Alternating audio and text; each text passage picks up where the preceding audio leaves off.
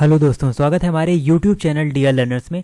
और आज की क्लास में हम लोग पढ़ेंगे प्रैक्टिस सेट नंबर 3 के बारे में। और कल की क्लास में हम लोगों ने प्रैक्टिस सेट 2 यहाँ पर सॉल्व किया था।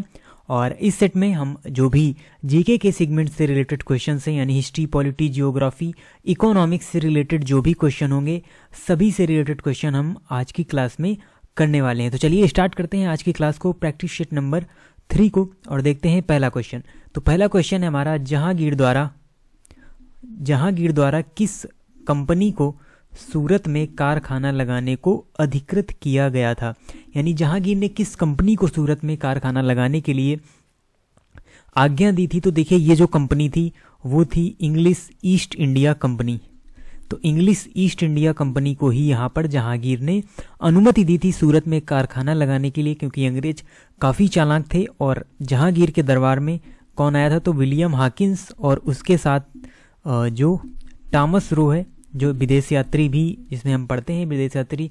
टॉमस रो किसके शासनकाल में भारत आया, तो जहांगीर के शासनकाल में आया। तो टॉमस रो और विलियम हॉकिंस यहाँ पर जहांगीर के दरबार में पहुँचते हैं और वहाँ पर कंपनी लगाने के लिए कहते हैं जहांगीर से, और वहाँ पर जहांगीर के द्वारा अनुमति दे दी जाती है। तो ये है इंग्लिश ईस्ट इंडिया कंपनी। अगला क्वेश्चन है, पृथ्वीराज चौहान के विरुद्ध मोहम्मद गौरी के आक्रमण के समय कन्नौज पर निम्नलिखित में से किस वंश का शासन था। यानी जब पृथ्वीराज चौहान और मोहम्मद गौरी के बीच युद्ध हुआ, 2 युद्ध हुए 1191 में और 1192 में, जिन्हें हम बैटल्स ऑफ तराइन के नाम से जानते हैं। तो आपसे पूछा गया है उस समय कन्नौज पर किसका शासन हुआ करता था। तो देखिए, तब यहाँ पर शासन हुआ करता था कन्नौज में गढ़वाल वंश का। तो गढ़वाल वंश का यहाँ पर शासन हुआ करता था जब पृथ्वीराज चौहान के विरुद्ध मोहम्मद गौरी के आक्रमण के समय। और उसके अलावा बात करें अगर हम कन्नौज की, तो कन्नौज पर कई सारे यहाँ पर जो अलग अलग वंश थे, जिसमें पाल वंश, प्रतिहार वंश और राष्ट्रकूट वंश।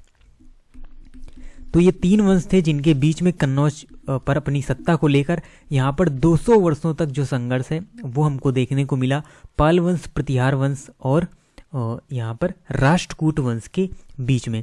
अगला क्वेश्चन है, गुप्त स्वर्ण मुद्रा को क्या कहा जाता था।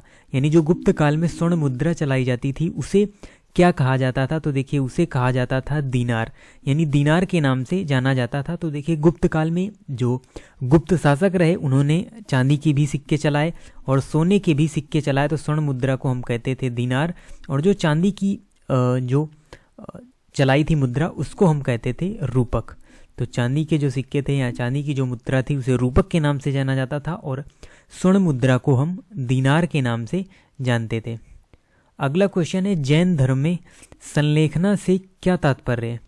तो देखिए, जैन धर्म में अगर हम बात करें तो संलेखना एक विधि होती है जिसके द्वारा उपवास द्वारा प्राण त्याग, और अपने आप में ये काफ़ी कठिन होता है कार्य। तो जैन धर्म में ऐसी मान्यता है, यानी जो भी जैन धर्म को मानने वाले हैं वो संलेखना विधि से अपने प्राणों का त्याग करते हैं, यानी उपवास द्वारा प्राण त्याग करते हैं। तो वही हमारी संलेखना विधि है। और चंद्रगुप्त मौर्य भी अपने आखिरी दिनों में श्रवण बेलगोला में वहाँ पर अंतिम दिनों पर रहे और संलेखना विधि से ही प्राण वहाँ पर त्यागे। अगला क्वेश्चन है, भारतीय पुरातत्व का जनक किसे कहा जाता है। तो भारतीय पुरातत्व की अगर हम बात करें, जिसे इंग्लिश में हम शॉर्ट फॉर्म में ASI कहते हैं, आर्कियोलॉजिकल सर्वे ऑफ इंडिया। तो इसके जो जनक रहे वो कौन रहे, वो थे अलेक्जेंडर कनिंघम।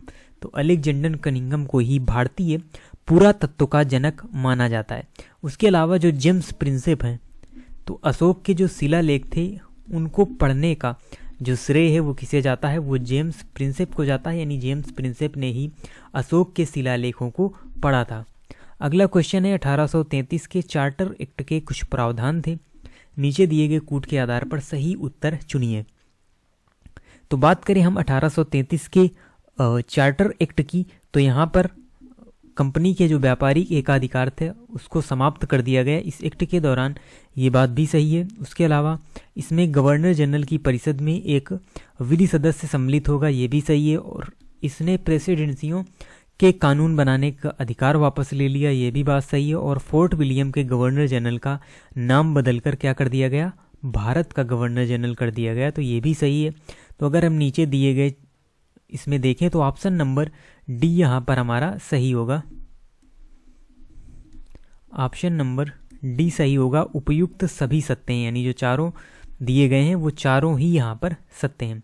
अगला क्वेश्चन है, द्वितीय गोलमेज सम्मेलन जो कि हुआ था 1931 में, कांग्रेस के प्रतिनिधि के रूप में भाग लेने वाले नेता कौन थे? यानी द्वितीय गोलमेज सम्मेलन में किसके द्वारा भाग लिया गया था? तो वो लिया गया था महात्मा गांधी। तो महात्मा गांधी ने यहाँ पर भाग लिया था कांग्रेस के प्रतिनिधि के रूप में द्वितीय गोलमेज सम्मेलन में। उसके अलावा अगर हम अदर क्वेश्चन की बात करें तो वो कौन से नेता थे जिन्होंने तीनों ही गोलमेज सम्मेलन में भाग लिया? तो बात करें अगर हम B.R. अम्बेडकर की, तो B.R. अम्बेडकर ने तीनों ही गोलमेज सम्मेलन में भाग लिया था और गांधी जी ने केवल द्वितीय गोलमेज सम्मेलन में भाग लिया था और 3 गोलमेज सम्मेलन आयोजित किए गए थे। अब यहाँ पर हम देख लेते हैं क्वेश्चन नंबर 8 को।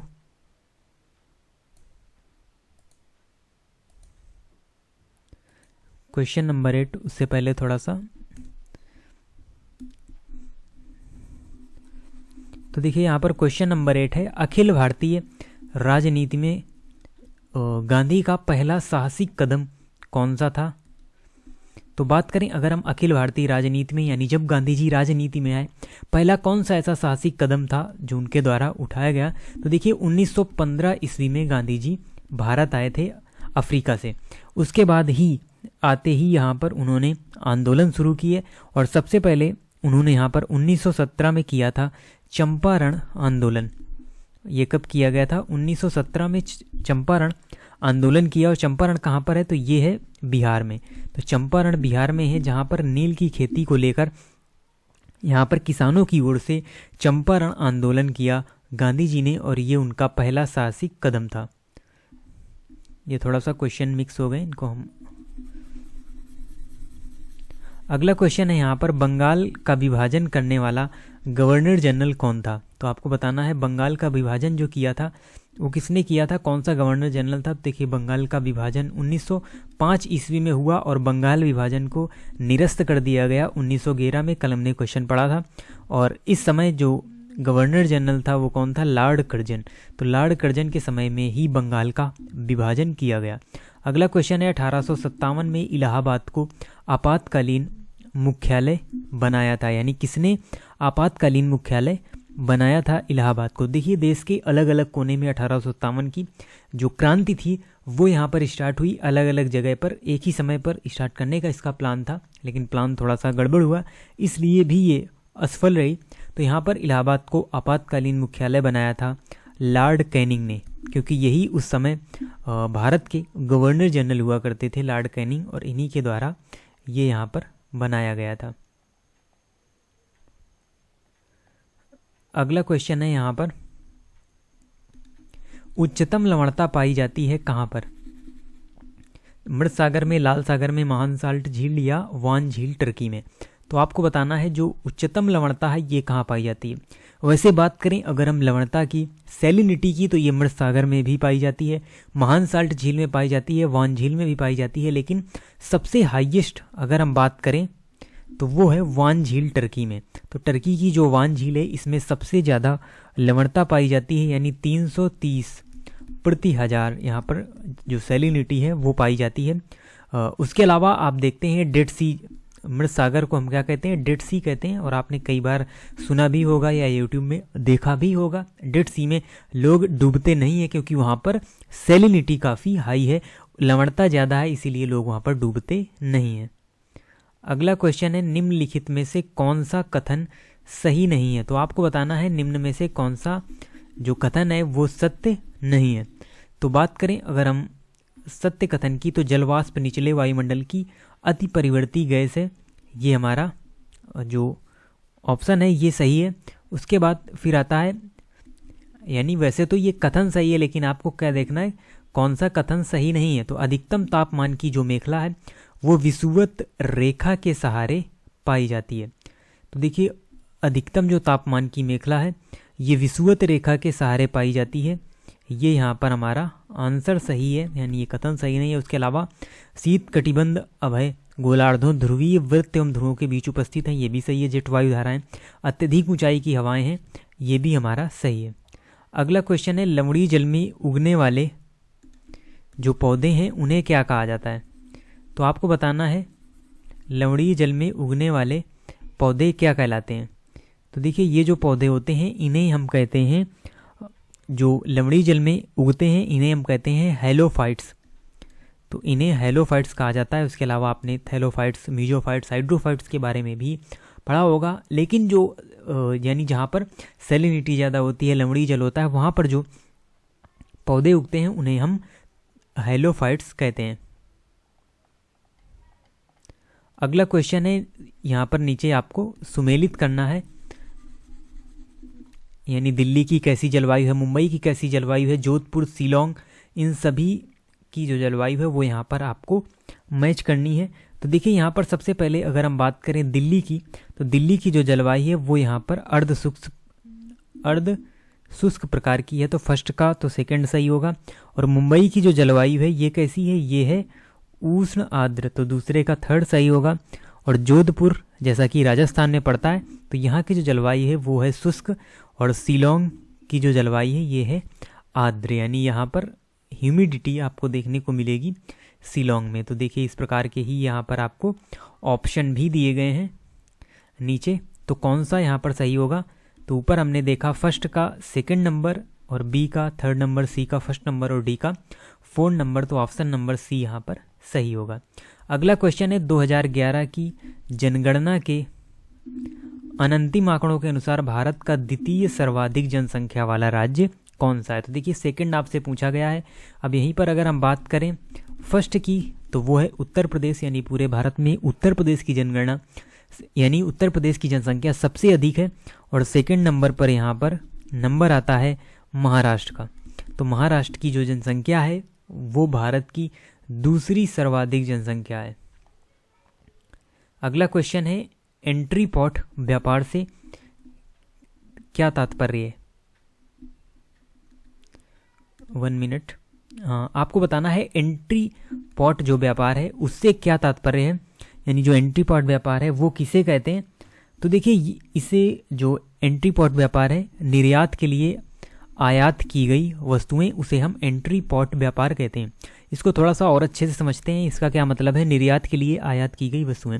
तो देखिए जो कुछ देश हैं वो लैंडलॉक्ड हैं, यानी वहाँ पर उनकी अपनी कोई तटीय सीमा नहीं है। उन देशों के लिए जो भारत है वो यहाँ पर जैसे दूसरे देशों से आयात करके, यानी हमने जैसे कोई वस्तु है हमने अमेरिका से ली और दूसरे देश, यानी जैसे बांग्लादेश की तो ऐसी कोस्टल रेखा है, लेकिन जैसे नेपाल है और नेपाल को हमने अमेरिका से आयात करके जो वस्तु है वो दूसरे देश को क्या कर दी, निर्यात कर दी।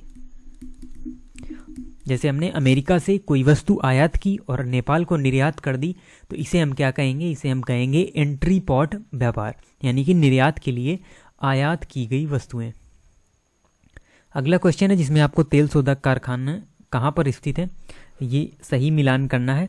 तो देखिए सबसे पहले अगर हम बात करें यहाँ पर तटीपाका जो तेल शोधन कारखाना है ये आपका कहाँ स्थित है, तो ये स्थित है आंध्र प्रदेश में।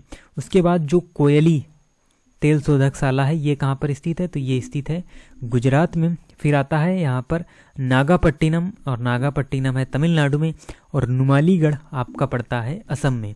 तो यहाँ पर आपको ए का थर्ड नंबर, तो एक ही में ए में थर्ड नंबर दिया हुआ है, वो है ऑप्शन नंबर बी।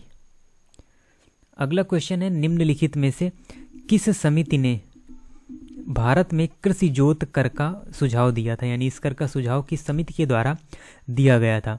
तो ये देखिए समिति थी राज्य समिति जिसने 1972 में यहाँ पर कृषि जोत कर का सुझाव दिया था भारत सरकार को।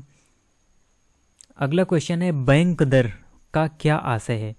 देखिए बात की जाए अगर बैंक दर की, तो बैंक दर हम किसे कहते हैं, तो ये हम कहते हैं केंद्रीय बैंक द्वारा ली जाने वाली आधिकारिक ब्याज दर को।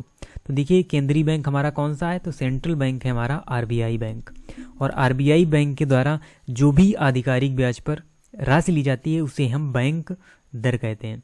अगला क्वेश्चन है अवमूल्यन तब अधिक कारगर होता है जब, यानी किस दशा में सबसे ज़्यादा कारगर होता है अवमूल्यन, तो ये कारगर होता है जब विदेशों में निर्यात मांग की लोच अधिक हो, तभी हमारा अवमूल्यन अधिक कारगर होगा। अब बढ़ते हैं अगले क्वेश्चन यानी क्वेश्चन नंबर 21 की ओर। तो क्वेश्चन नंबर 21 देखते हैं। उससे पहले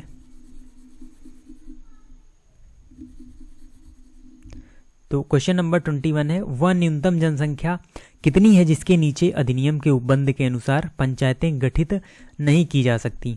यानी कितनी संख्या मिनिमम यहाँ पर होनी चाहिए जिसके अगर नीचे जनसंख्या होगी तो पंचायत गठित नहीं की जाएगी। तो वो है हमारी संख्या 20 लाख। तो अगर किसी स्थान की जो यानी हम ये कह लें आबादी वहाँ पर जो जनसंख्या है 20 लाख से कम होगी तो पंचायत गठित वहाँ पर नहीं की जा सकती। अगला क्वेश्चन है, निम्न में से किस विषय पर राष्ट्रपति के लिए मंत्रिपरिषद से सलाह लेना आवश्यक नहीं है। यानी किस मामले पर जो राष्ट्रपति है मंत्रिपरिषद से सलाह ले या न ले ऐसे कोई बाध्यता नहीं है। तो ये देखिए है विधेयकों पर स्वीकृति देना। यानी विधेयकों पर स्वीकृति देने के लिए मंत्रिपरिषद से सलाह की कोई आवश्यकता नहीं है। अगला क्वेश्चन की ओर हम बढ़ते हैं। अगला क्वेश्चन भी कथन कारण के रूप में यहाँ पर दिया गया है। यानी कथन दिए गए हैं और आपको बताना है ए सही है कि आर सही है कि इसकी सही व्याख्या करता है। तो देखिए यहाँ पर भारत में प्रेसिडेंट है किंतु प्रेसिडेंसी नहीं है। उसके बाद कारण दिया हुआ है संविधान में एक मंत्रिपरिषद का प्रावधान है। तो देखिए दोनों कथन कारण में अगर हम यहाँ पर देखें तो सही आंसर होगा। यानी अपने आप में तो दोनों सही हैं, ए तथा आर दोनों सही है, किंतु आर एक ही सही व्याख्या नहीं करता। यानी आर का कोई भी ऐसे रिलेशन नहीं है, अपने आप में अलग अलग दोनों ही यहाँ पर सही हैं। बढ़ते हैं अगले क्वेश्चन की ओर। और अगला क्वेश्चन है, निम्न में से कौन भारत के संविधान द्वारा प्रदत्त 6 मूल अधिकारों में से नहीं है। तो आपको बताना है कौन सा भारत के जो 6 मूल अधिकार हमको दिए गए हैं उनमें नहीं है। तो यहाँ पर सही आंसर होगा बी नंबर, विरोध का अधिकार। तो विरोध का जो अधिकार है वो हमारे मूल अधिकार में शामिल नहीं है।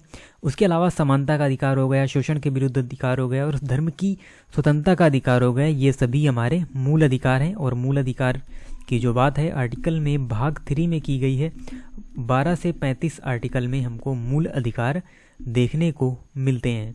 अगला क्वेश्चन है यहाँ पर, हम न्यायिक पुनर्विलोकन की जो व्यवस्था है वो कहाँ पर देखते हैं।